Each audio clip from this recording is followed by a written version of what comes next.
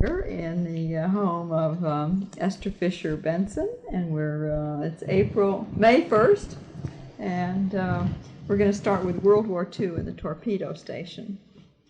How was your life disrupted by World War II? Well, of course, it was disrupted in a great many ways. The city was crammed, jammed full of people, all Navy or war related. Mm-hmm. All of the apartments in town were full. People came to the front door and asked you if they couldn't get a room here. And my husband and I put an apartment in the 3rd floor, although it wasn't heated. And people would live in there in the warm months of the year. So we were all besieged that way. Then out in the bay, there was a tremendous commotion, of course, because there were ships going in and out all the time. The 6th Fleet was here. I think that's the right number. The torpedo station was very active. It was going all night long. There was a ferry that went across from Briggs Wharf to Goat Island. And so at the exchange of shifts, there was a tremendous movement of cars coming in to the next shift and leaving from the last shift. And that woke you up at 2 o'clock in the morning. And then, of course, it went 2 other times during the day. So that there was a lot of traffic on the streets. And it was very disrupting. What about rationing? Yes, we were rationed, certainly. And you didn't have much gasoline, and you'd walk to the market and stand in line in the market, the meat counter behind a lot of people, and wait until you could be waited on. And when you got there, you could hardly get anything. You couldn't get a decent roast, you know. Over and over again, I'd have to get a boned and roll of veal, which my children very soon didn't like because, you know, it's filled with fat. And it wasn't all good. And of course, the other thing that happened down here on the waterfront was that the great, not flashlights. What are those great? Searchlights? Searchlights went all across the sky in great, wonderful patterns. All night long, they'd be swooping back and forth. And so when you looked out the window, you saw them there going back and forth all night long. The fact that the Navy was so prevalent here, did that give people a greater sense of security in terms of, you know, fearing for the German submarines or something, or did it work the opposite, do you think? And I don't remember any scares that were acute about a possibility of there being a submarine getting in. We had the harbor had a net, you know, across the mouth of the harbor, and a submarine couldn't have come in. And then we had those great torpedo, those diesel boats, what were they called, which were all berthed up at Melville. PT boats. And you'd hear them coming down the bay with their 2 great Chrysler engines and the shuddering noise. It reminded us, of course, of the rum runners. And they would come tearing down the bay and go out. And then, of course, we often would think, are they after somebody out there? But I think it was just routine. Yeah, I think they went out at certain times of day. But that gave you a sense of the nearness of war. But the torpedo station stopped before the end of the war and was moved out to the center of the country because they felt it was much too vulnerable to be in this exposed place. It could be bombed out easily. And then, of course, they had a torpedo testing range up in Gould Island. Right. Did you know anyone who worked at the torpedo station? Well, of course I did. I did know a lot of people, because a great many Newporters got jobs there. For instance, one of our artists in Newport, Marion Carey, who has been one of the pillars of the Newport Art Association, she worked at the torpedo station for 2 or 3 years. She went over in one of those shifts. All sorts of people went over. You just knew tons of them. You couldn't possibly. What about in your family? Was there anyone serving in the military? Well, my older brother Bill was working on the Wakeless torpedo during the war. See, he worked for the XI Battery Company, and so he never went to war. He was working on this, and he'd come and go up to the torpedo testing range and come up to go to the Naval Ordnance during the war. My younger brother, who was a 4F because of his eyesight. He was very nearsighted. He finally got himself into what I call the Navy Department of the Army. He was over in Antwerp Harbor, the captain of a tugboat, which moved the barges of food and supplies all around the harbor there. And he spent a couple of years during the war in Antwerp Harbor on the tugboat. So those were the only two I had in my immediate family. Yeah. And of course, my boys were all young. And they, And your husband had a... My husband had a very serious heart condition. He couldn't have gone. Were you very much aware of the presence of the Army in terms of Not anything Fort like as Adams? much. No, not anything like as much. But you did see Army uniforms around town, but nothing like as you saw the Navy. And there were some Marines too. There was always a Marine bunch up there at the War College, but you weren't as aware of them. Were you or members of your family active in volunteer work like the Red Cross or the USO? Well, I had 3 small boys, and I when you had one who was born during this time. Yes, right in the middle. And I really didn't have any time to do anything like that. So I didn't try to do it. There were plenty of other girls and women who didn't have as much to do who were glad to do the work. And a lot of them did. You know, they worked with the USO and did all sorts of things like that. Did you have any rules you had to comply with in terms of we had to have blackout curtains on every window. And we had to be very careful about that. I can't think of anything else we had to do. Can you think of any other ways other than those you've already described in terms of the way the neighborhood was changed because of the presence of the servicemen? Well, it was just so full of people and a lot of sailors. And of course, I had a lot of trouble with sailors going back to the Navy base. See, they'd walk back to the Navy base. And if I had polished up my door knocker very shinily, a sailor who'd had too many drinks would come and clap the knocker loudly. And I'd run down to the front door, and there would be the poor thing wanting to get home, you know, and not knowing which way to go. And I have several quite wild stories of things that happened. One time, one sailor got in the house and went upstairs and lay down in one of the beds. Oh, no. Fortunately, my younger brother was here, and he heard this noise, and he told the sailor to go out. I think he led the sailor down, but somehow or other, let's see, now I've got to say this all over again. I know what it was. My brother heard the noise, and he came down, and there was a sailor in the front hall wanting to go home. And he wanted, he kept saying, "I want a cigarette. I want some cigarettes."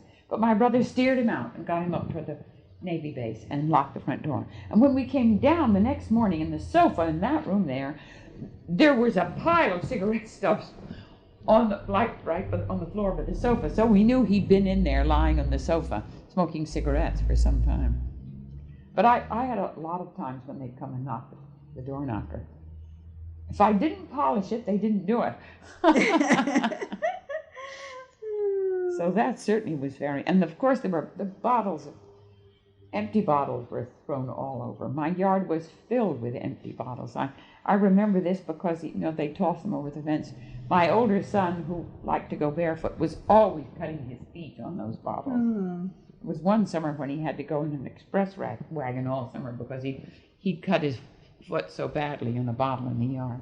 Don't ask me why he didn't look where he was going. He didn't.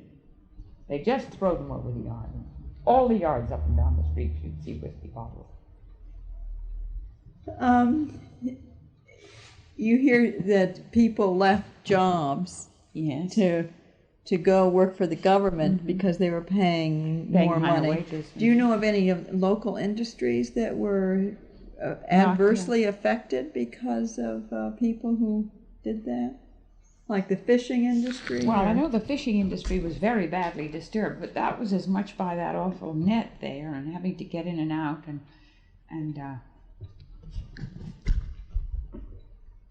but I can't tell you any more than that.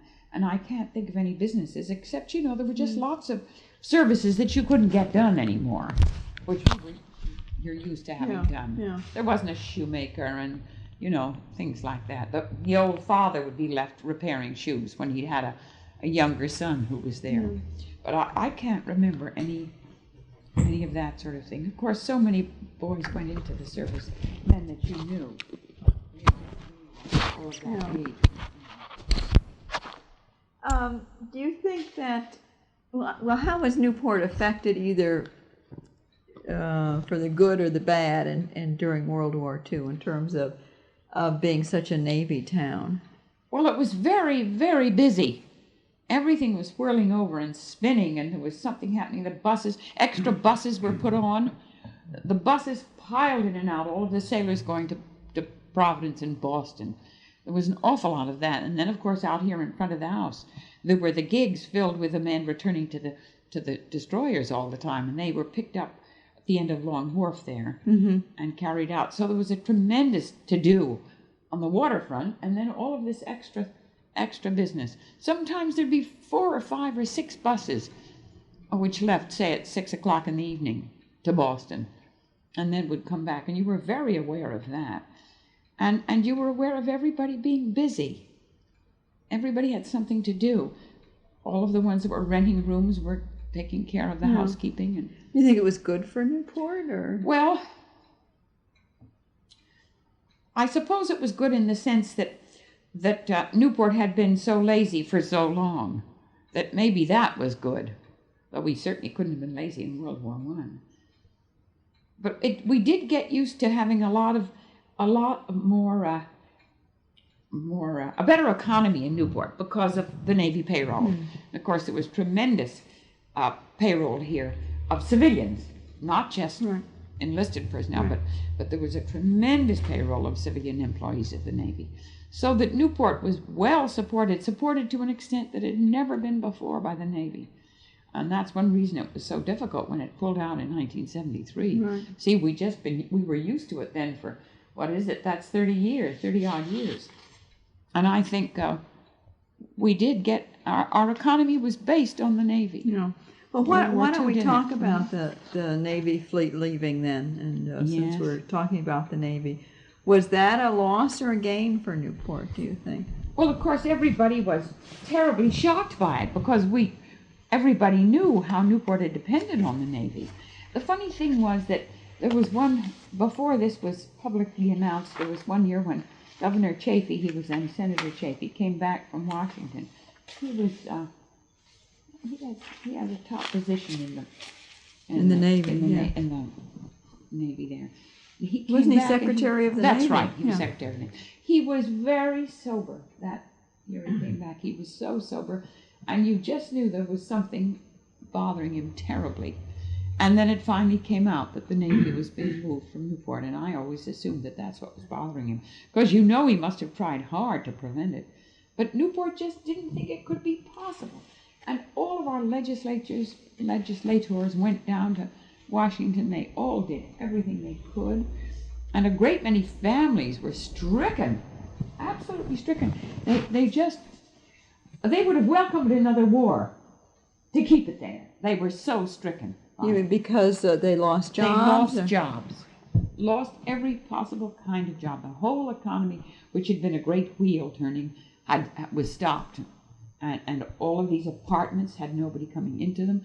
Oh, middle-aged women whose entire financial support came from renting apartments. It was all gone. It was a terrible thing. And then, of course, the forces to rally began to build up, and one of the most important ones in Newport was the Preservation Society. The Preservation Society must have started in, see if I can figure it out. It must have been right after the war. It was before my husband died. It must have been in the late 40s or the early 50s. Well, in 1948, there was a report to this, a very important report that was given to the city on... Yes. On the related preservation. to restoration. Well, Well, that's it another started- whole yeah, area, but sure. that's how you perceive Yes, that. that's how I perceive Did it. the See, they didn't leave till 73. right, The Navy did. right, So the Preservation Society was started beforehand. right. See, my husband died before the Navy left. And the Preservation Society started in a small way with the Hunter House, as you know, down the street, which my husband was very influential in Oh. getting that house saved. He and a man named John Perkins Brown were the ones that were instrumental in saving it. Miss Agnes Storer down the street had given that house to the Diocese of Rhode Island for the sisters who were teaching in the parochial schools. And so it was a convent. And then she died, and the diocese no longer needed it. They had a bigger place that was given to them up in the avenue. And so John Perkins Brown was terribly upset that this was going to be torn down. My husband went and spoke to the Warrens about it, to George. Yeah, she was the one who kind And of Catherine started the Warren. preservation. She was, yes. And so that's when they saved the Hunter House first, and then it went into the houses on Bellevue Avenue because Mrs. Warren was of that group, and her friends had lived in those houses, and it was their interest to save those houses. And certainly for the city of Newport, that was the one to do right then, because it really snowballed quite quickly. And that went on, you see, and though people didn't realize by the time the fleet pulled out, there was this other tremendous buildup from the Preservation Society, which came in, was there actually, but suddenly began to take its proper position. Going back to the Navy, Yeah. were you personally affected at all by the Navy's? How can you not be affected by World War II? No, I mean during No, 1973. you can't. Well, of course, I didn't have enough gasoline, and I had I had a Navy officer that stayed here for a whole winter, stayed in the house, and then we had some up on the third floor, and you can't not be involved with it. But I would say that personally, I wasn't involved as closely as some other people. No. Because of my husband having his own work, and he just went on doing the same things. He by that time was working at the School of Design for 2 or 3 days a week, and so he'd go up by bus. He couldn't drive up then; he didn't have enough gasoline, and he'd go by bus every morning. And so, Well, in 1973, when this big shock came and the fleet left, did this neighborhood change any other than the fact that there weren't sailors so much in evidence? of course, one thing happened there which I forgot to mention in the Navy. That tremendous big thing, Coddington Cove, was built up, and that was a tremendous development up there. See, that hadn't existed before with those great Navy piers. And then before the Navy pulled out, they began to propose putting in the Newport Jamestown Bridge. So there was a lot of fussing in there. The Newport Jamestown Bridge was when? 1969. That's right. And by that time, my oldest son was very much involved with restoration. And he tried very hard with quite a few other people to get them to put the bridge farther up and not have it come into the tight, close part of Newport where it would disturb the old city street pattern. But of course, he didn't get anywhere. It was very heartbreaking. And I think now we realize that it would have been better That's right. if it had been the other side of the... Well, and if you know what's happening in Jamestown, you I know know. the people there are just distraught. And Yeah. and if they had built the bridge so it went right out Right from Eldred Avenue, Right across to the Newport Bridge, That's it would have made all the difference. That's right. But of course, the Jamestown people wouldn't hear of it. They were losing the ferry dock and that wonderful little conclave of stores, and they wanted every car to have to come down there. And the city of Newport, the businessmen, That's right. thought that every single car going to the Cape would run through Newport and stop and get lunch or spend the night. A very old point of view, because that was happening when I grew up. When we drive up Route 1 from Philadelphia, you couldn't go on turnpikes. You had to go through all these little towns all Right. the way up, and you would stop and have lunch. And if it got too late, you'd spend the night in a hotel. But that's not what people do now. They plan it all out, make the reservation, and they just whiz get there. Well, as long as we're talking about the bridge, the Newport Bridge, and the ferry boat.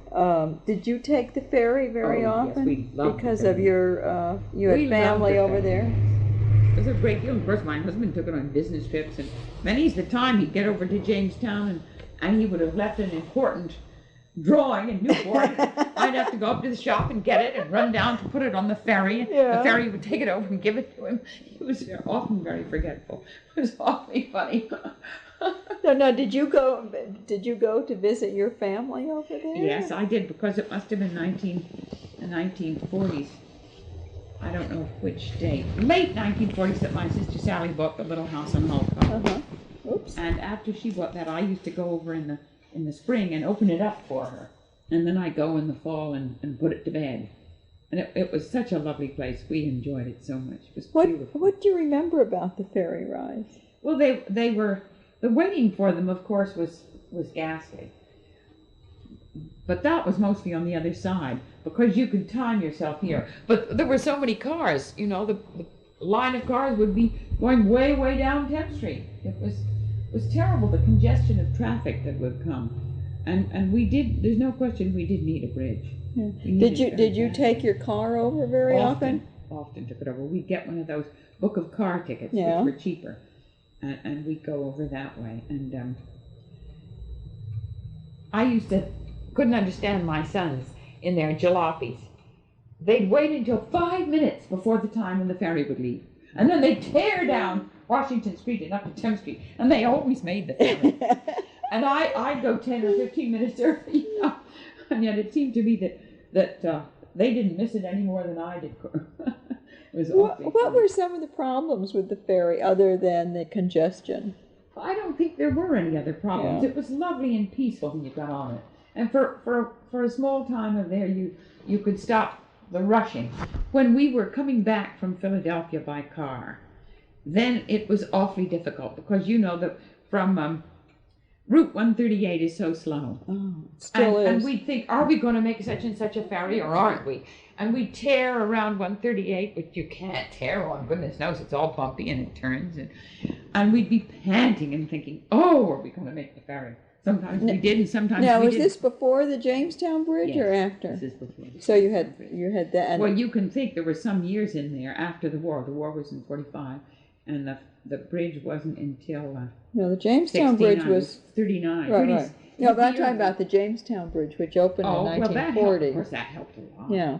The other ferry was so long, but I could remember that too.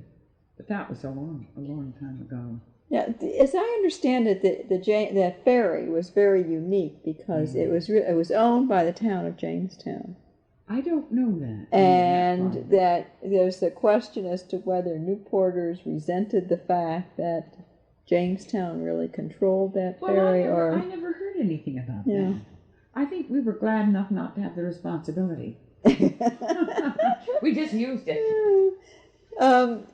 So when the talk came along about the bridge, you think people were ready for it, but it was just in the wrong location? Or? Well, the nostalgia from losing the ferry was very great, Yes. but we all knew we had to have a bridge. I think there was some of us who wished we could have them both, which would have been silly. You couldn't. And then the business of where to put the bridge was really harrowing, because it was so hard, and the Navy was very difficult with us. The Navy didn't really help us. They said that cities should make their own decisions, and that they shouldn't say anything about where it should go. However, they did tell us where it shouldn't go, and it wasn't to go up where the Navy were having a torpedo target range, although that was scheduled to stop before the bridge would have been completed. So you see, and yet that was used. And then there was another one. It was a strange thing about the aircraft carriers going up. Some kind of I don't understand it, a pattern, a designated, I can't call it flight pattern, but it was a pattern of how those aircraft carriers would get up to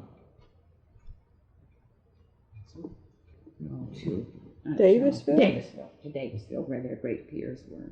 And that was another thing the Navy used. But we were awfully upset about the bridge. And in fact, You mean in terms of the location? The location. Yeah.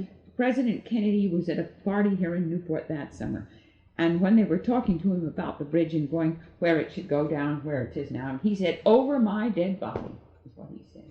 And then he was killed. And Tom and a friend of his, an architect, went down to Washington. They tried awfully hard to get them to see it. But we had a series of men at the head of the War College who were not in very good shape. And they never would say, take a stand, a big one. Yeah. And of course, as you know, every year or so a new one comes into the War College. And it wasn't until after the bridge was built that another one came in, and I don't know who his name was. And he said, "Will you tell me how the Navy let this bridge go in here?" He said it.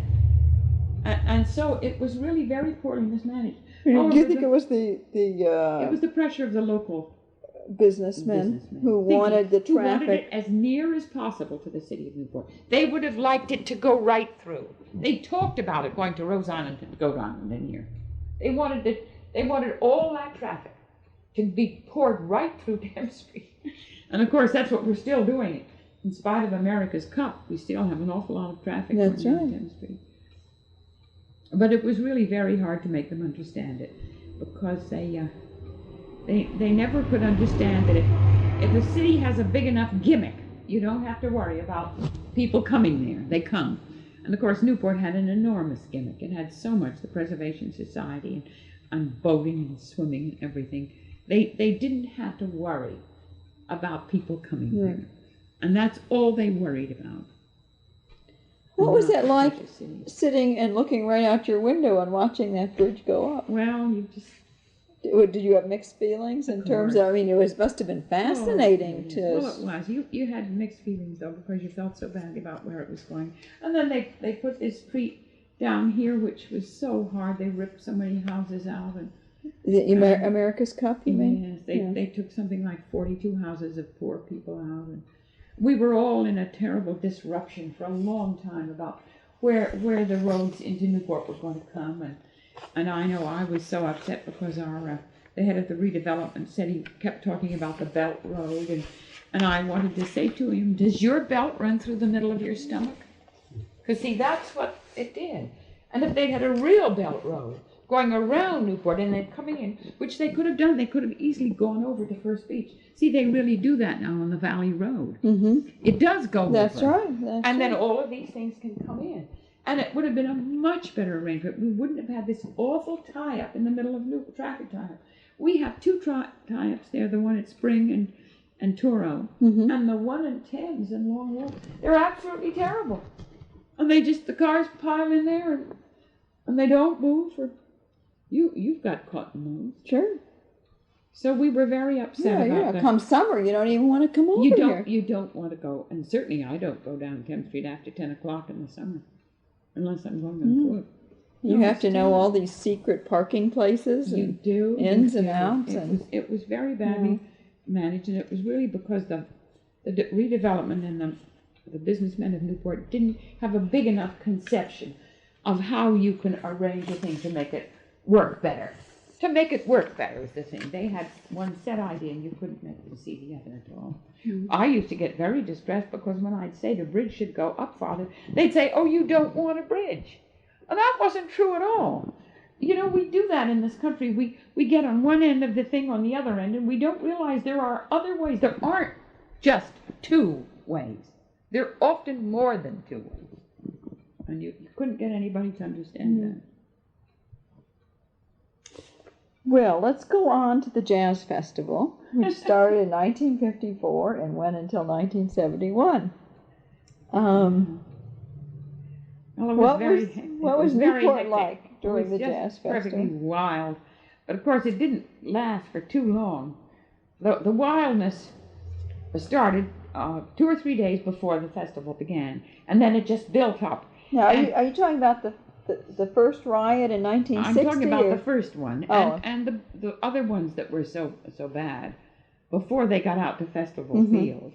Oh, that was bad enough too. But they were really very bad because the people waiting for the ferry stretched in Jamestown, as you maybe know. I remember, yeah. It was perfectly terrible. It was hours. And then people of course had to wait to get hours over. to get across. Yeah. And then it wasn't. I don't know whether you could have helped that riot happening. I think something like that was bound to happen with all the drinking, and there was a lot of drug taking too, a lot of it, by those people that came, and they were a very disassociated bunch of human beings that came. They wanted to lose themselves, and that's what they were trying to do. And you'd come out in the front steps here in the morning, and there'd be a boy wandering around, and he didn't know who he was or where he was going. He was so high on drugs. And of course, they slept all over Newport, in people's lawns and yards. This is the first couple of times, until they realized they'd have to get a better handle on it. Now, did you attend any of the... No, I didn't. I didn't attend any until I went to one out at the festival field, which was later. But I didn't, because I didn't want to in the first place. That's not where I would listen to my jazz. But the people were just, you wouldn't believe what they were like. The streets were filled with people you could hardly drive, because there were crowds walking down the streets all the time. It was very difficult. And of course, beer cans and a terrible mess everywhere. Newport didn't have the restaurants or anything that it has now. See, after the Navy pull out, Newport began to develop restaurants. You wouldn't believe how poorly Newport was equipped with places to eat before the pullout of the Navy. There was the Munchinger King Hotel, there was the Viking Hotel, and then there were just spaghetti joints and eateries.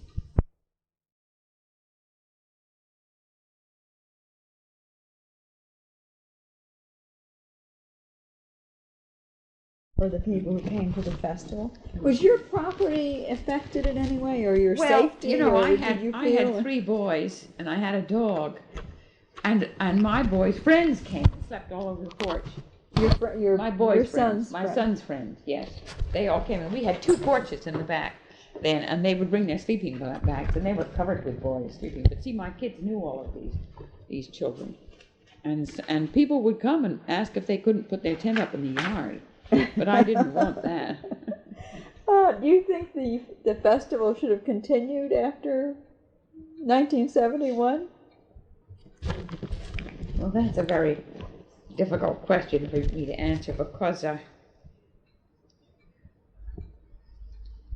I like some jazz, but I don't like any rock and roll or any of that kind of music that is meant to arouse people. I don't like it, and I won't promote it. Yeah. And I don't believe in it. I think jazz is very different. It doesn't do that to you to the extent that all this terrible short beat rhythmic music does. And after going through two of those festivals, I felt all the more strongly that I don't think there. Do you think that kind of program, if it's can it be well done? Yeah, well, I mean, look at it at Woodstock. Yeah. New York, isn't Woodstock in New York? They had just the same kind of a terrible business. Oh, the quality of the music is such that it's meant to drive you crazy. Well, that's what it does. It's meant to. But that's not the same as good jazz. Good jazz is much more musical. I guess that's the thing to say. How do you think the city did in terms of handling the disturbances? Well, of course, they didn't do it very well the first time. They had no idea what was coming. But after that, they got state troopers to come down from all over the state. And I think they did handle it much better. We'd have state troopers managing the traffic and things like that. But I didn't go downtown in the evening. And you see that we were really finishing up on the jazz festival, and I don't have any more questions. But if you have anything you want to add, well, that was the last thing I wanted to get mixed up. I'm not one of those people who would want to go out and watch those crowds. Well, all those years I came to, I was coming to Jamestown during the festival. I never came over here. Came over. No, it was a place to you would see beer bottles strung on the highway all the way from New York to Jamestown. Yeah.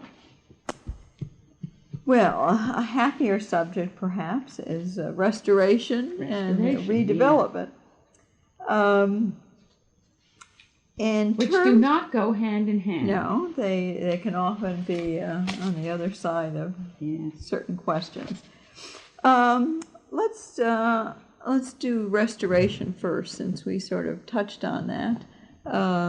And you mentioned how your husband was involved in saving the Hunter House. Well, in 1936, a group were formed here on Washington Street called the Old Port, and they saved a house which was at the corner of Washington and Chestnut Street. It was part of a great big boarding house.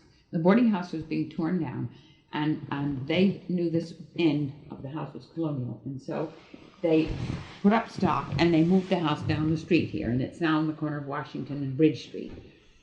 And that was rented for years, but they thought they'd be able to make enough money to do another one.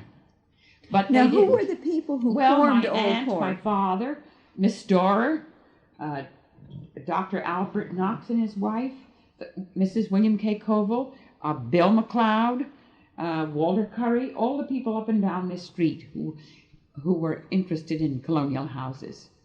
Now, did this group have bylaws and? Yes, they had all of those things. Yeah, but that's the only project they did. That was the only one. Now, who sponsored that day that you were talking about in the past when you had a parade? We used to have an Old Port Day on the point. And there were various organizations that were benefited by this. All right, but that was not something that... Yes, it really was connected in a way. I think the association which moved the house took its name from that day. I see. Okay. Because, well, no, I guess I'm not right. The first Old Port Day was in 1936. And I bet the first one was to raise money for moving the house. And after that, it was such a wonderful summer entertainment that they had it for a good many years for different purposes. Yeah, okay. But it was mostly done by the local people on the street, and also for who it was benefiting. I know sometimes it was to help St. John's Church, sometimes it was to help the Historical Society. It had several different purposes. It was lots of fun. We didn't have great series of booths the way they do now, because that wasn't occurring in the rest of the country.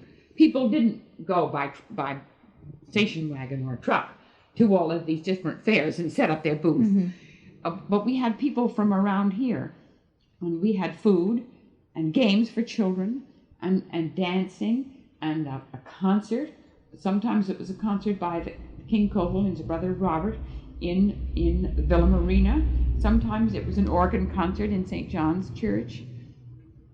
Then there was always a parade, everybody dressed up in costume.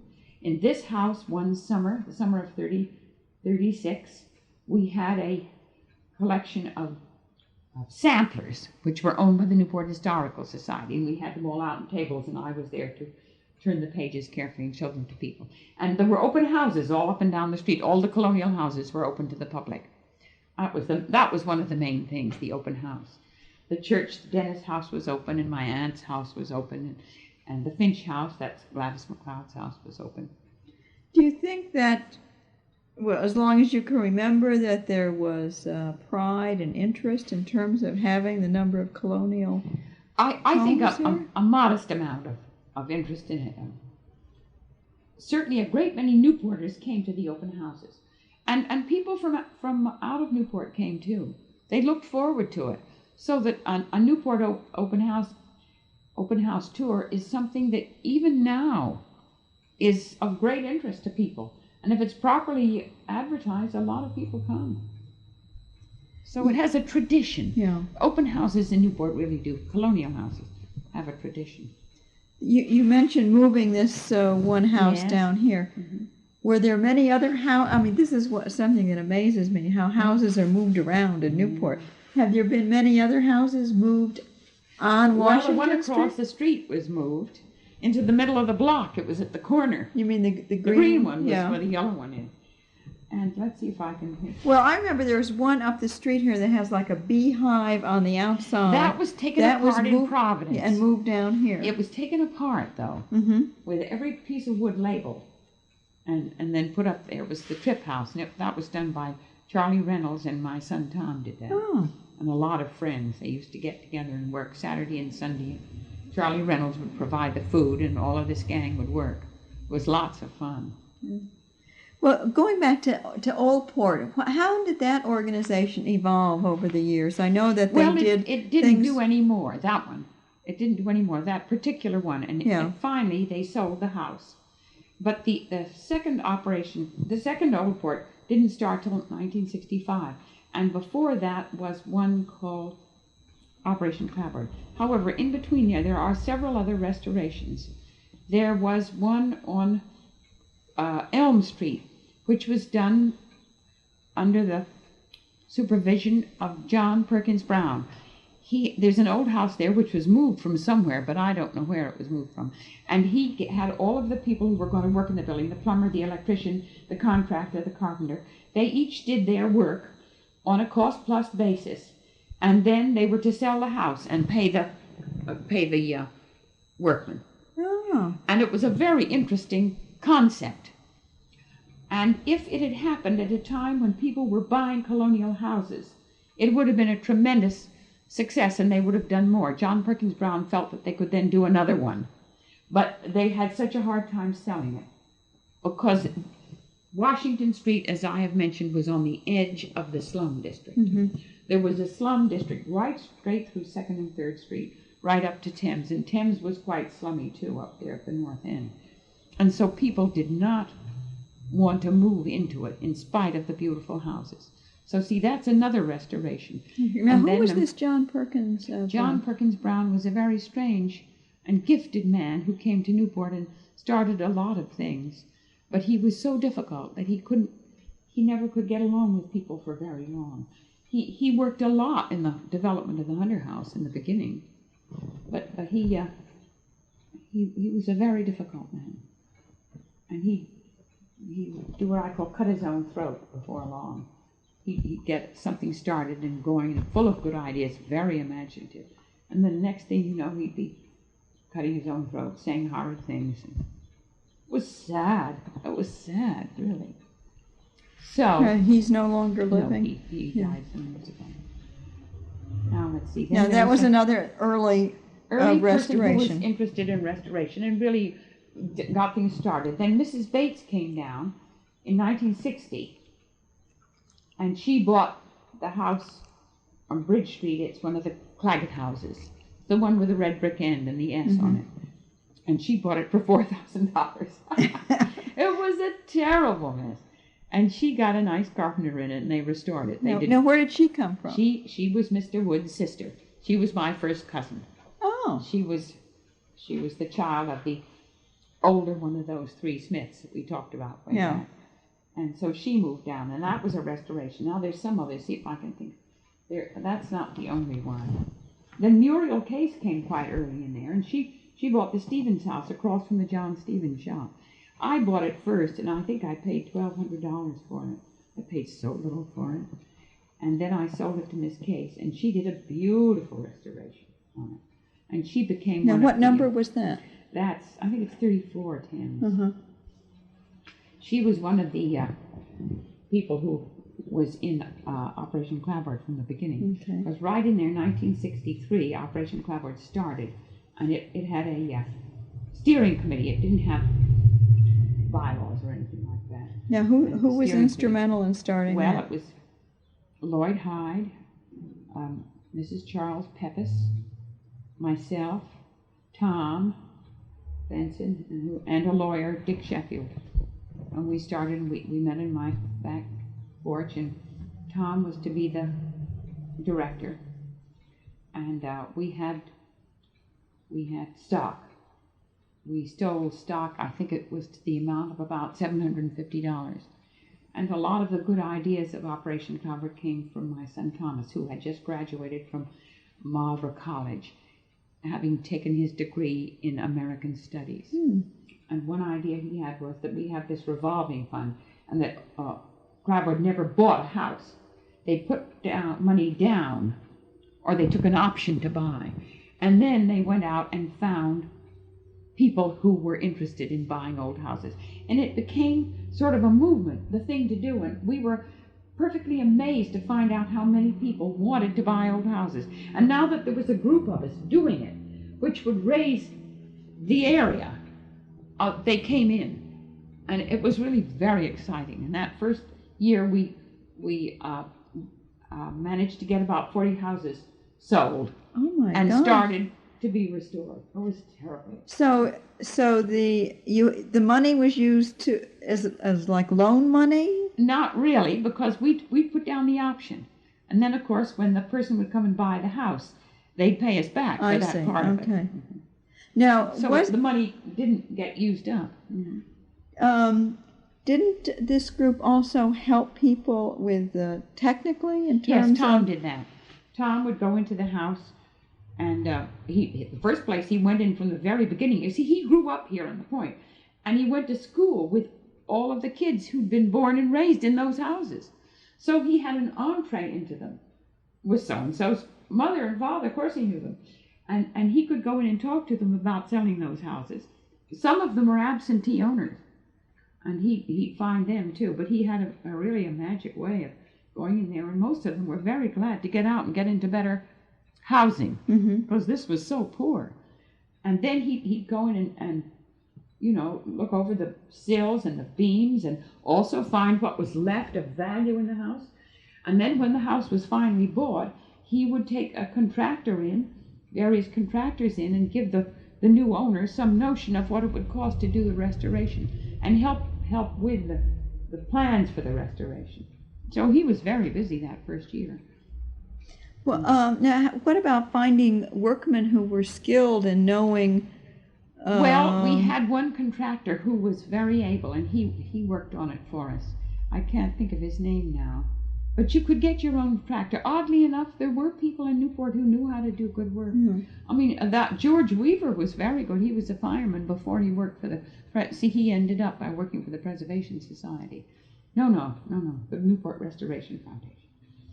And yeah, he the was Newport very Restoration nice. Foundation was Doris Duke's Yes, didn't come till later. organization, and they're the ones, they own the house, and you yes, rent it. you rent it. That's which right. is a very different. And that didn't come till 1967 or 68. Mm-hmm. But in the meantime, Operation Clabbered had a difficult time inside itself, and it ended up in a group split away from it, which we called ourselves the Old Port Association. We were upset at some of the people on the steering committee of the Operation Clabbered who didn't agree with some of our beliefs. One of the things we believed in so much was that we would bring into Newport a group of people who loved the old houses, wanted to restore them, and would bring to Newport a nucleus of people who realized how important colonial Newport was. So we'd get some stature in the political scene. See, the redevelopment was churning up there. And here the redevelopment was tearing colonial houses down right and left. Without a murmur, they tore them down. And they made it just as hard as could be. You'd say, can't we save such and such a house? And they'd say, well, we'll see. And in the end, you wait 3 years, by which time the persons that you had gotten interested in saving it would have dissipated. And so by this way of waiting and putting you off, they eventually got their own way in a great many cases. And we struggled awfully hard with this. But now, what the people in Operation Clabbered that had a different point of view or different goals, what did they want to do? Well, here the main trouble, I think, was that they wouldn't think out sufficiently to get a policy to run this association with. They didn't want to make any strictures on themselves, and we were upset because they didn't want a constitution and bylaws. We also thought that the people who bought houses and restored them should have a vote in the running of the association. And this other group did not. No. They thought that it should be only the people who had stock in it. And by this time they got a lot more stock issue, because this was headed by a person who was on the avenue, one of the avenue set, and they were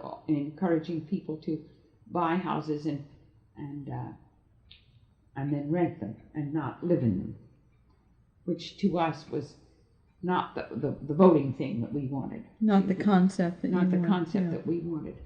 And so it was very difficult. And my son Thomas was fired, which was very painful. And then that fall, for a very short time, for about 3 months, in August of that summer, that 64, we founded the Old Port Association. But it took us another 6 months to get our nonprofit status. And during that time, Tom had a person who was very interested in restoring houses. It was Gordon Douglas, I think he's the third. And he had a little foundation in there, which lasted about 5 months. And it was called, let me see, the Foundation for the Preservation of Newport's Architectural Heritage, something like that. Yeah. And they just moved houses. They moved 3 or 4 houses. It was awfully exciting. They moved the Pitt's Head Tavern from Washington Square, right behind, right there on Charles Street. They moved it all the way down to Bridge Street. They moved 3 houses which were in the area now occupied by the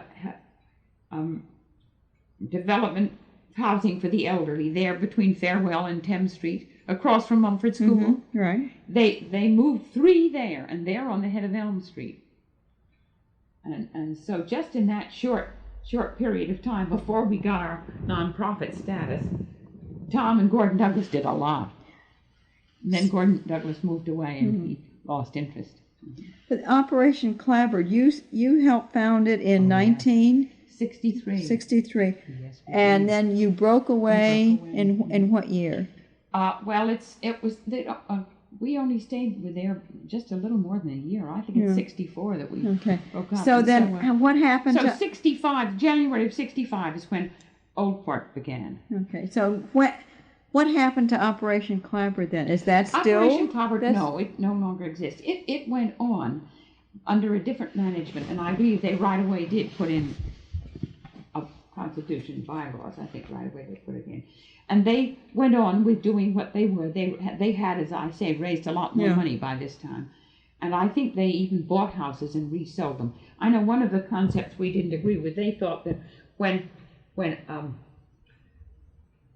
Operation Clabber put the money down on a house, they should add a bigger chunk onto the purchase price of the new owner and take that to be part of Clabber's running expenses. Now, I think maybe that was justified. I think that possibly is a mistake that Old Port made. They had a right to generate a little funds from themselves in there. But of course, when you begin an enterprise like that, you have to put everything in you can in to get it rolling.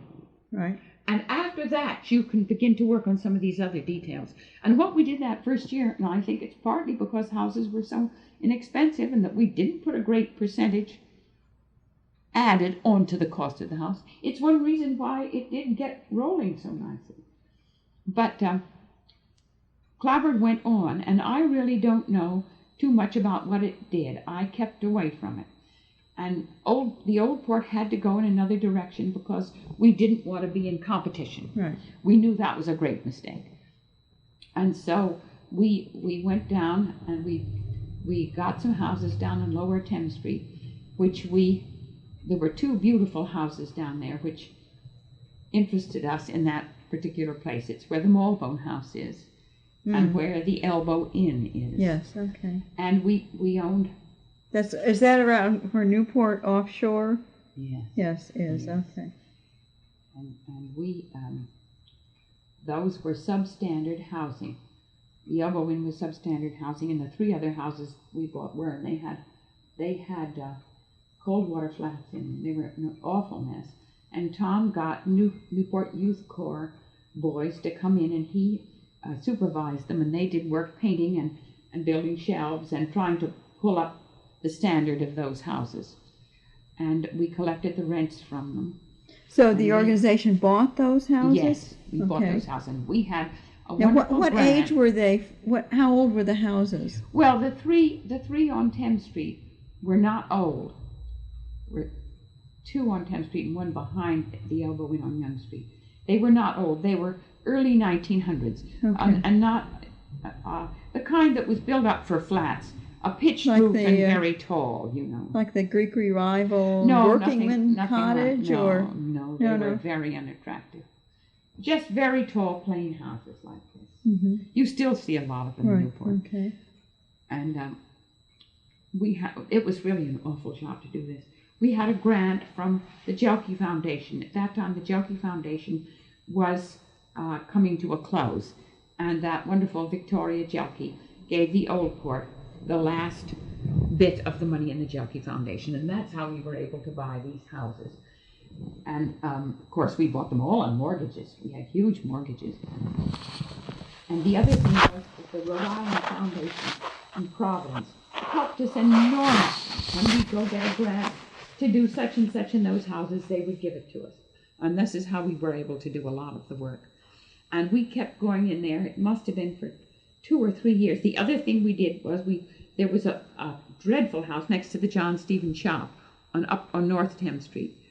And we bought that.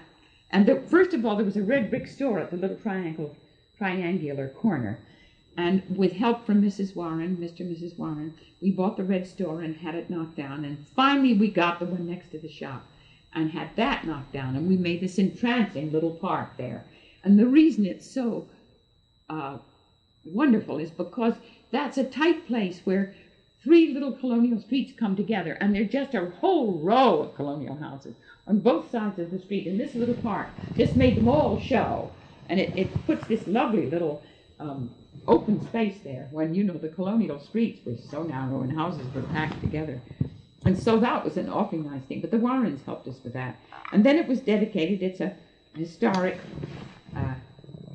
landmark, and it was named Arnold Park after Mr. and Mrs. Harold Arnold, who had lived for so long in the Point. And Mrs. Harold Arnold had been a tremendous help to Mrs. Warren in the Preservation Society. For years she'd run their auctions, and she was a wonderfully hard-working person. So we did that.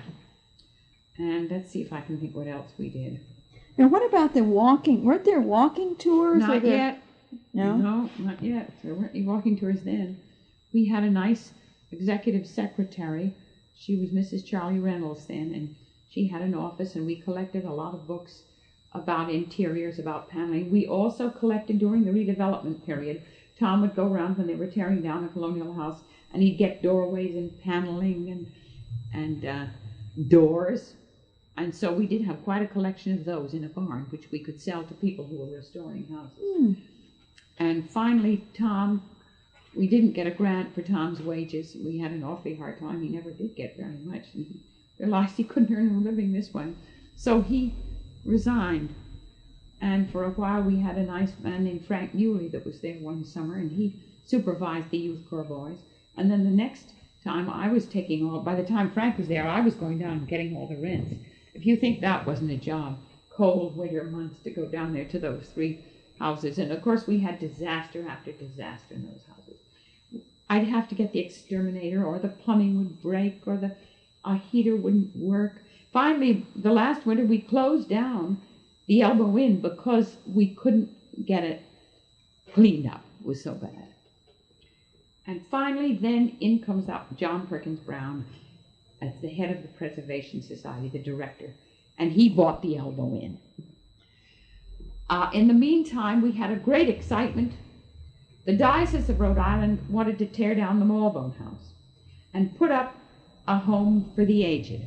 They had been in the Malbone House, which wasn't altogether suited for such a use. And our then president, whose name was Clarkson Potter from Jamestown, knew some of the important men in the Diocese of Rhode Island, and he went up and had a series of talks to see if we couldn't save the Malbone House. In the meantime, we did own the land we did own the land where the houses were across the street. They weren't quite across the street. The Newport Shipyard wanted to know if they could rent the back lot for parking, and we had let them do that. And then we asked them if they would exchange the parking lot they were renting for the part right across the street where Newport Offshore is going, which was empty. And we were going to move the Malbone House across the street, which would have been an appalling proposition to do. And right in there, and the other person who helped in there was Cornelius Moore, that great lawyer from Newport.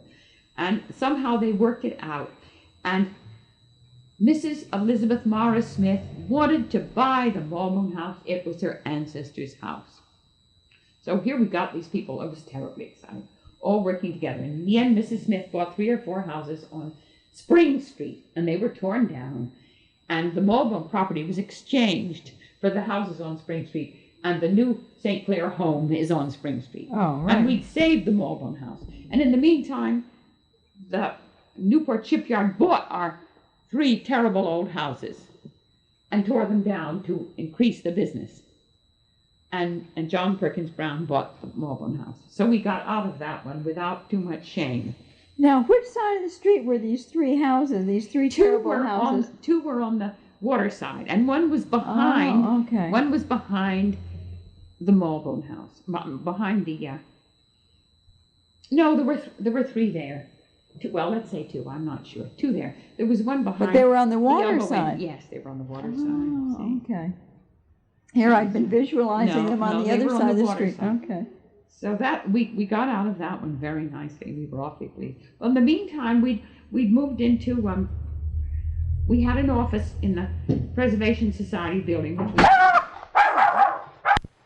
the Preservation Society building on Washington Square, and we were beginning to find other ways of keeping ourselves busy and working. Because see, we lost. How large was the decision-making body? We had an executive committee, and we also had a board of directors. It was, I think there was something like 15 or 16 of them. Oh. And we had some awfully good people on that board. We really did. But then in there, see, we're now to, of course, by 67, 68, this happened right in there. Miss Doris Duke realized that she could now do what she'd always wanted to do, something for the restoration of Newport. She always wanted to do it. See, that's with John Perkins Brown and the elbow in. So this turned the tide for Clapboard and ourselves.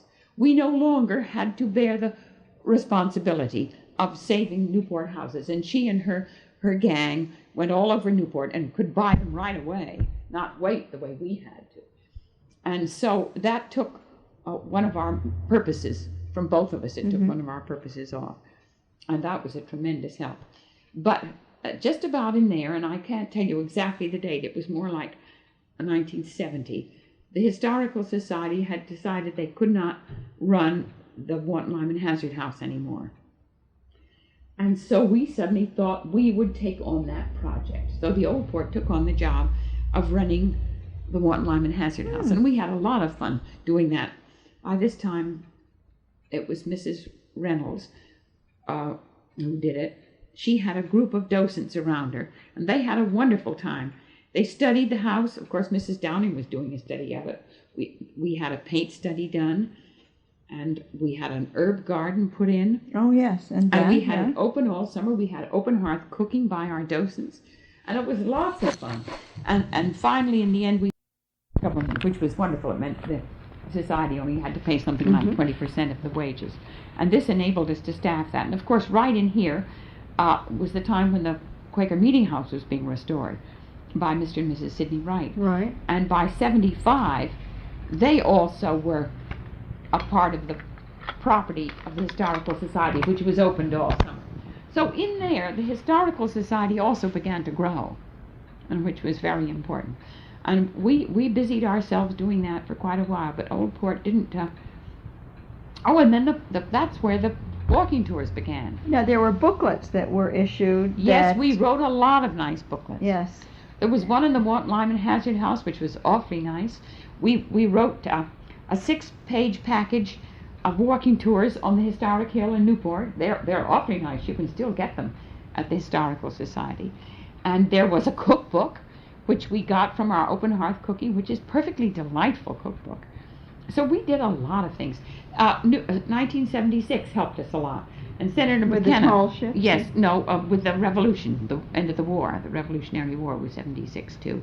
That was the angle which, of course, connected us to that year. And Senator Robert McKenna helped us to get grants. I think we wrote the 2 of those pamphlets with grants. Mhm. And so he was tremendously helpful. And we had a slideshow which went all over went to Providence that summer of '76. And So the activities of the Old Port Association changed Yes. as conditions need changed and the came for need it to changed. Now, change, is yes. it Mhm. still going now? well, I'll just take you a little bit farther along. Okay. Because our docents then wrote some walking tours, and they had a wonderful educational one, which every spring in April, the fifth or the 6th grade from some schools on the island would come in and they'd be shown a slideshow in the Historical Society, and then they'd walk the route. And it was very good. And the people who worked on it worked awfully hard. Mary Lyon and Brookie Harding and Emily Sherman, and there's another one in there. I can't, maybe it's Peggy Wood, I can't remember. But anyway, they kept that on going for quite a while. And by this time the Historical Society was beginning to be contacted by people who wanted walking tours in Newport. And so we began to make these tours, which you might call on demand. Mm-hmm. And they'd tell us what their interests were and how many people were coming, and then we would compose a tour for that group, depending on what their interests were. Usually there were 2 or 2.5 hours, and they mostly went into 1 or 2 of our prominent buildings. We could take them into the Mort Lyman Hazard House, they'd go into the Meeting House, they'd go into the Colony House, Trinity Church, the Synagogue, Redwood Library, and it could make a very, very nice tour. And we did that for years. We're still doing that. So, Old Port now let's see if I can tell the date. I'm not going to be able to tell you the date. But Old Port finally used up all its money. And I had felt, and a lot of us had felt, that we belonged in the Historical Society, that we were fulfilling in the city of Newport a job which should be done by the Historical Society. And we had an awfully lively man in the Preservation Society then. His name was, oh goodness, I can't think of his name, Daniel. He was so good, and he gave a talk to all of us in Newport about the fact that we had so many different of these organizations and that none of us worked together, which he was quite right. And this was another thing which helped us. And we had a lawyer on our board that year, Frank Ray, and we were finally taken in as a committee of the Newport Historical Society. That took a lot of careful work to get that through. I think the Historical Society was terrified that Old Port would cost them a lot of money, and of course they were on a limited budget. But we didn't do that, and we did run the house for them, and it has worked out very well, because now that the present head of the Historical Society feels that volunteer workers are very important, and so we've gotten all the help we needed, and we have more volunteers, and it's really wonderful. One of my questions, curiously enough, was going to be, how did these different groups talk to each other, if they did? And, you know, like the... Well, I don't know that I should talk about it, because I might make a mistake. But I don't think there's any way to explain it. I mean, the Preservation Society was its own self, and they didn't want to get... See, they went on to the Avenue. They didn't want to get mixed up with anything else. In the beginning, of course, when they did the Hunter House, they were in colonial houses. And they put up the money for Tom to take the photographs of historic Newport the year of Operation Cloudbird, when so much was happening. And there are a series of 300 or so photographs, before and after photographs, in the Newport Historical Society, taken during that first year. They're wonderful photographs. And they didn't have the money, but they were so busy with their own responsibilities that it was pretty hard to get them to help us with ours. They were too divergent. And of course, raising the money to take care of those mansion houses was an enormous proposition. And ours didn't gleam and show, and it wasn't the one they were used to. You have to realize that. Those were the houses all of those people had lived in and grown up in and that they loved, and they're the ones they wanted to preserve. I don't have any trouble understanding that. not a bit. Now, were you involved at all in terms of going to city council meetings or planning Yes, board we meetings? go to a lot of them, yeah. When things like gas stations were going to be put on corners that we didn't think they should, and yes, we went to a lot Were of them. there a lot tons of troubles in terms of trying to get the Well, powers to be, to I see don't the think value you should say of... troubles. We tried to get things, we tried to get our point across and didn't often get it across. We did sometimes, but not too much sympathy. You see, the redevelopment was very exciting in the beginning for Newport, and I think then it took so long that a lot of Newporters were completely discouraged with it. I'm sure redevelopments always take long. It's once more this insulated point of view that you get if you live in an island community way down in the end like this. You don't realize how long things take, and you get impatient. And I don't think our redevelopment took any longer than anybody else's redevelopment. It was very difficult for Newport businessmen. A lot of them went out of business, failed because they had to get out of their stores on Thames Street, and they couldn't find a decent store where people would come to them. And the new ones were going to be so much more expensive that they couldn't conceive of. So there was a lot of disruption Terrible lot. personally for people, either in Yes. their homes or in their A businesses. lot of disruption, with no faith at all that it was ever going to get better. They couldn't see how it was going No. to get better. Mhm. What about in this neighborhood? You mentioned that a lot of the homes were It was upgraded. wonderful what happened here, because the minute those people began restoring houses, all of the other people would begin to paint their property. And the point is no longer a slum area. Even the little simple cottage houses, not the tall one, but the same shape, only smaller, they were all painted up and freshened, and people put gardens in. Of course, we got a thing called the Point Association here on the Point, which started, it must be 30 years ago now. What does that make it? In the 50s. It was started by Edith Ballinger Price, and its whole membership, most of its membership is made of people who live in the Point. And we had a beautification committee. We plant trees all over the Point, and it's put a lot of esprit de corps in the Point. And this too helped. So the Point now is a delightful area. Don't they have a big fair every year? They have too? a fair in August. Yeah. Yes, we do. We really do. We're a good organization. We watch out for all sorts of things, and we go to the council. We're responsible for getting Storer Park down here, which was to have had goodness knows what on it, the Howard Johnsons or something. And we've got that nice park here. So the Point Association has done a lot of good, and they do a lot of nice things. So that was just another upgrading influence.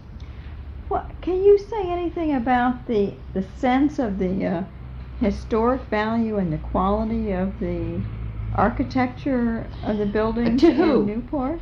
Well, that's it. To who? How? I mean, obviously you had a sense very early that it was here, but it seems to have taken a while for that to have Well, there's spread. still plenty of people in Newport who come into the Want Lyman Hazard House in the summer, and they say, "Oh, we never knew this was here." You know. So it's been a long process of education to get people to appreciate old Newport. And of course, if they just start appreciating the history of Newport, then the houses become more important, because we had such history. And these tours that come into Newport, they're from out of town. They come from all over, you know, Cleveland, Maine, Virginia. We have them from all over. They're staggered by what they see in Newport. There are more original colonial houses left in Newport than any other city in the United States. And they line the streets. And they're beautiful doorways. I think our doorways are wonderful. So, and we put in all of the history on these tours. We do it from architecture and history. Now, the Historical Society had a big symposium this weekend Yes, on they did. It was architecture. wonderful. Did you go to Yes, that? I did. I went to all Oh. of it. It was wonderful. Was it? Couldn't have been any better. Now, where did the people come from? Hi, Charlotte. The people came from there. They came from all sorts of places, Maine and Williamsburg, and I can't tell you what. There's very prestigious Yes, but speakers. it wasn't and as so well forth. attended as it should have been. That's all. And I hope we'll get more next year. Yeah. Because it was wonderful. Wonderfully planned and had such good speakers. And we had a lot, and we had a whole day on the Lyman Hazard House, which everybody was so thrilled with. In terms of redevelopment, what's been done there that's been good for Newport in terms of not interfering with some of the historic places? Well, I can only say about redevelopment that I know it had to come. And that we've settled down with it now. But that it was very difficult to see this wonderful seaside colonial city torn down. See, Thames Street was this narrow street from which wharves went out to the water. Perfectly fascinating. And these wharves were original 18th century wharves. Some of them still had some of the pilings. When you dig down at the bottom, they were still old pilings that hadn't deteriorated. So that was perfectly fascinating. Are you talking about from Memorial Boulevard south? No, or was it I'm up in this talking way?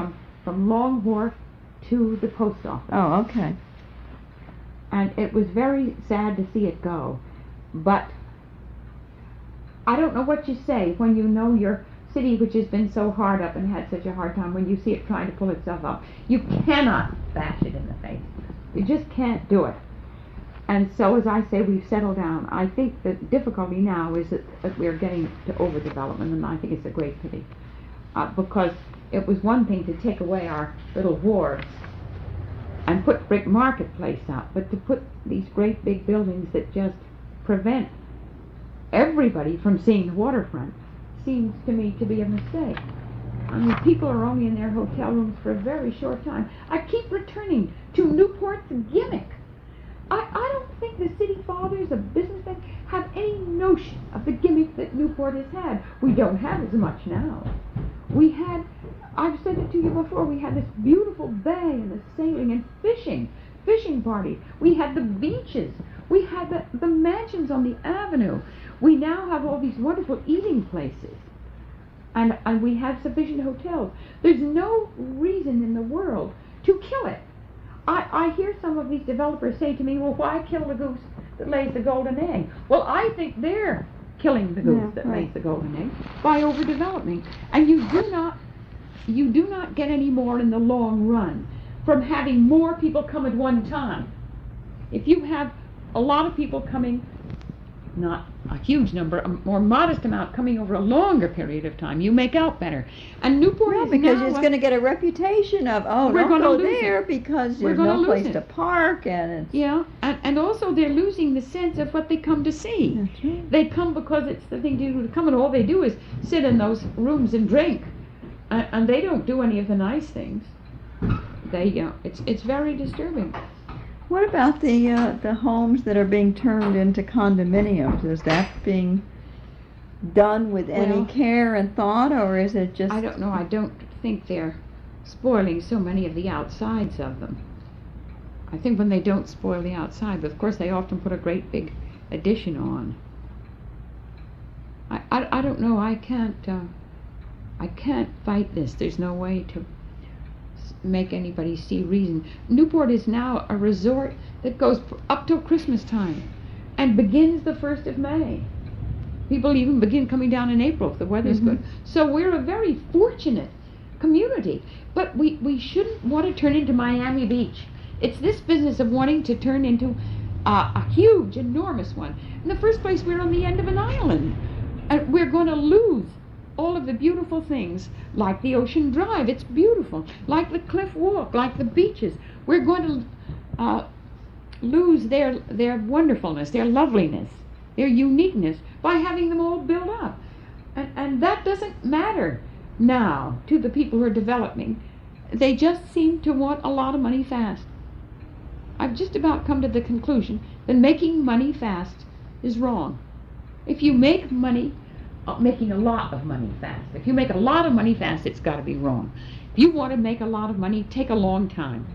and don't kill so many things on the way. What about the music festival in July and the Christmas Well, in I think Newport? they're wonderful. They're wonderful. And they're what Newport can do, and do so beautifully. Well, developing an outstanding reputation. Yes, and that's the kind of thing, if we're just not swamped, that we can do nicely. I mean, you think of the Jazz Festival, any time these things can turn into a riot, because we have so many people coming down. Oh, don't talk to me about the future of Newport. I tremble for it. Yeah. I tremble. How do you for it. feel? This is this is not on the list of questions. But now I've sat here and I've watched any number of Viking tour buses go by here. That's right. How do you feel about that? Is that I pride wouldn't mind if they'd only tell the truth. They do not tell the truth. They make up a story and say it about a house, and I don't like it. They come here and say, this is the house where John Howard Benson lived, and he cut all the lettering on President Kennedy's grave in Arlington Cemetery. My husband died in 1956. Kennedy in 1963. It's not correct. The John Stevens shop did all the lettering on President Kennedy's grave. And they do it over and over again. They don't tell the right story. And there's no reason why they shouldn't be accurate, is there? No. So I don't like that. I don't mind the buses going by. They go slow.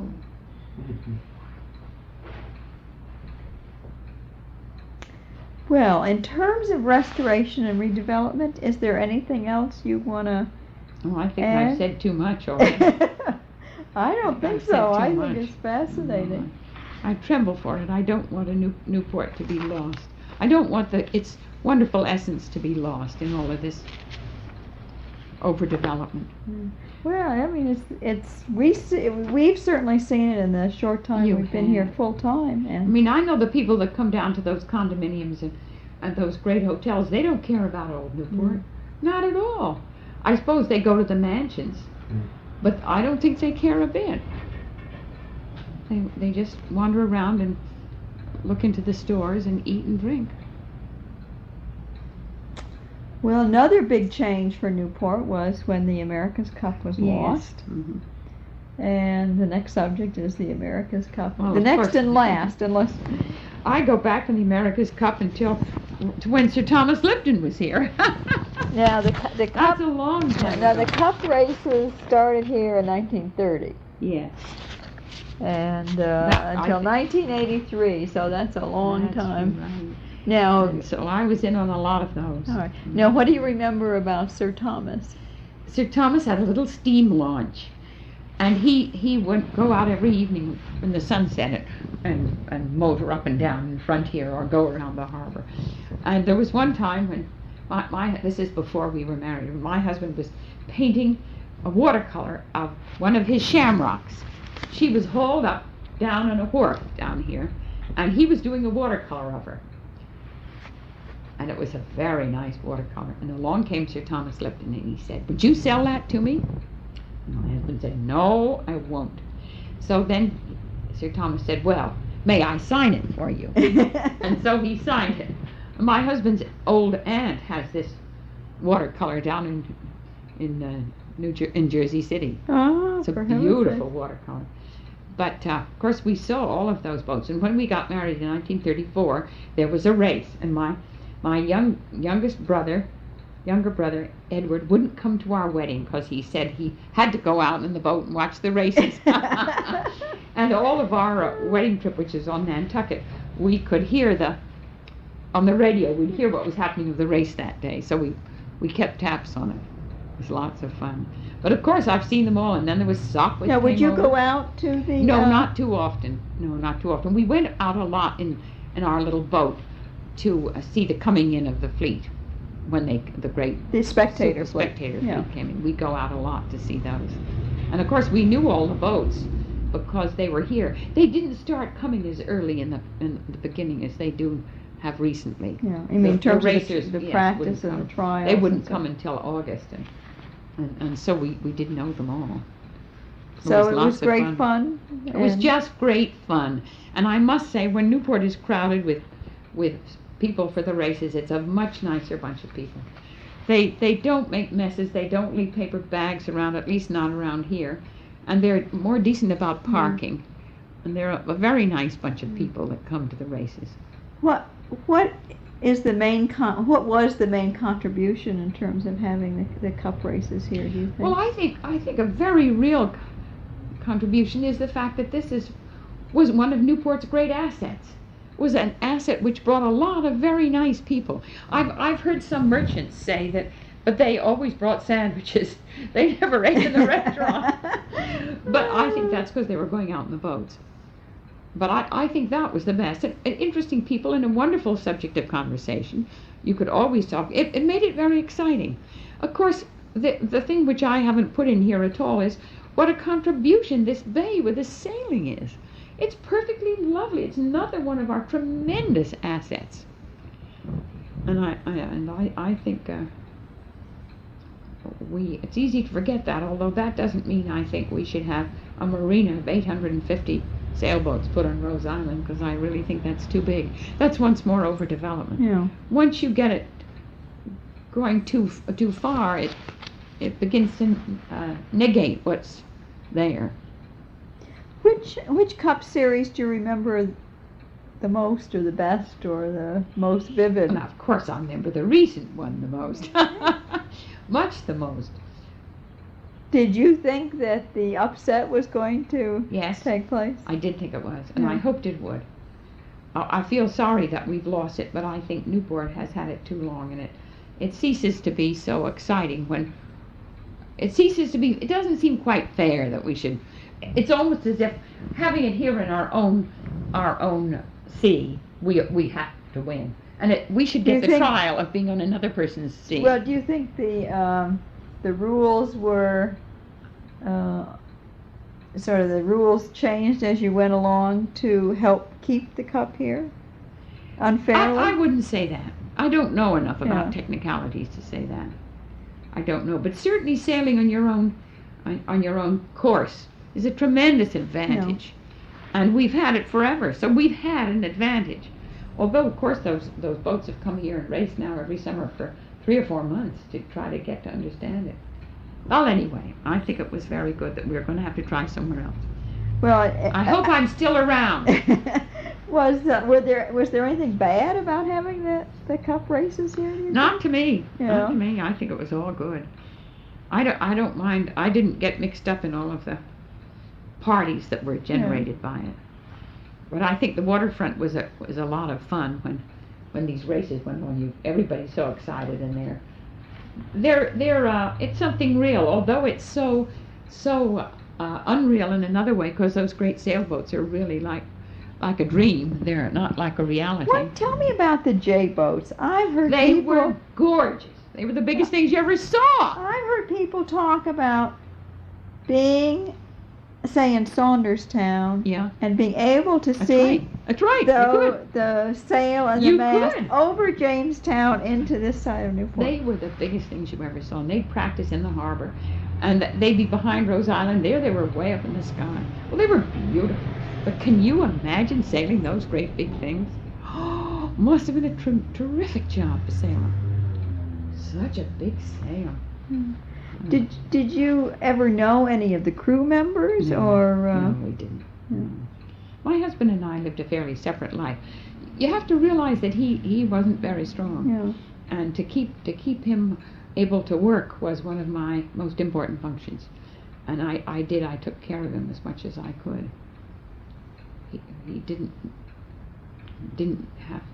It wasn't good for him to take on a whole lot of extra activities. The thing he did the most was go out in his sailboat. He had a little catboat, and he just loved it, and he went out into it. All summer long he went out, and I think that's one reason why he survived that bad heart so long, because he had a very bad heart. And then later on, toward the end of his life, he built a Block Islander, which was wonderful for him to do, but he only sailed in it 4 times, which was tragic. Well, how do you feel about living in a city where events such as the cup races are held in the music? I think it's wonderful. I think it's wonderful. I know we'll miss it. We'll miss it. We won't have anything like it again. Well, I very sadly have come to the end of the formal part of the questions, and I Yeah. just think this has been Have I said the enough? most wonderful set of interviews that I've had. But is there anything else that Of course, one of the things you saw with the cup races is every year it got a little bit more so. And when you think of the last, let's say, three cup races, the pitch has just been raised and raised each time.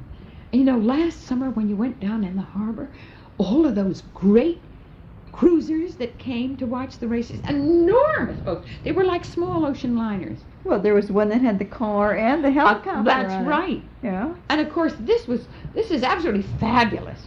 And although you despise it with one part of your mind, with another part, it's such fun to see it and realize that those things exist.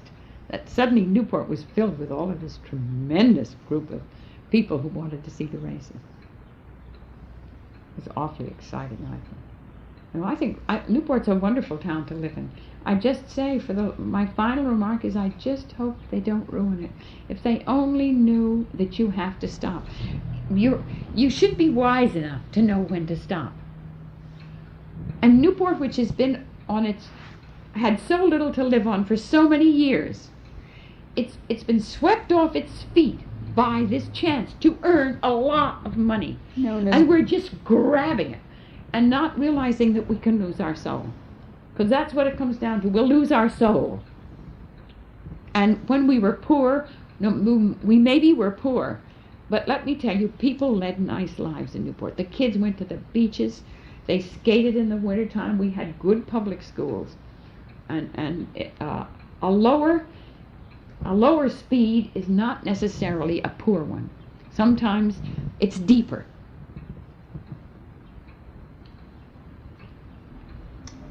Well, on that note, I hope that what you've said comes to pass, because it would certainly be very sad if it didn't. I know it. I think it's called greed, isn't it? Yeah, well, of course, you know, because they had so little for so long, you can understand a lot of it. I mean, I've seen Newport change so much from the financial point of view, and I think that's one of the causes of this greed. Although it's all over the country, I don't need to excuse it in Newport, except we do have more reason. I mean, people were very poor here, very, very poor. Well, I think this tape has about one more minute, so I guess I'll